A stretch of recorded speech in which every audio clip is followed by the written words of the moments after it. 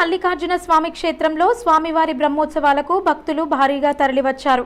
కాగా ఇదే సమయంలో మంత్రి పొన్నం ప్రభాకర్ గౌడ్ తన కుటుంబ సభ్యులతో కలిసి స్వామివారిని దర్శించుకునేందుకు వచ్చారు. స్వామివారి దర్శనం కోసం మంత్రి పొన్నం గర్భాలయానికి వెళ్లిన సమయంలో ఆలయ వర్గాలు దర్శనాల క్యూ లైన్లను నిలిపివేశారు. మంత్రి తన కుటుంబ సభ్యులతో కలిసి మల్లన్నకు మొక్కులు చెల్లించుకునే వరకు దాదాపు గంట సమయం పట్టింది. అప్పటి వరకు క్యూ లైన్లో ఉన్న భక్తులు అసహనానికి గురవడంతో మంత్రిని చూసి భక్తులు మినిస్టర్ డౌన్ డౌన్ అంటూ నినాదాలు చేశారు.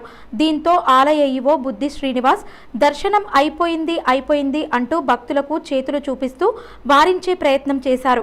అప్పటికి వ్యతిరేక నినాదాలు కొనసాగుతుండడంతో ఆలయ కమిటీ సభ్యులు కొందరు కుమురవెల్లి మల్లన్నకు జై జై అంటూ భక్తులు చేస్తున్న వ్యతిరేక నినాదాలు ఇతరులకు వినపడకుండా కవర్ చేశారు.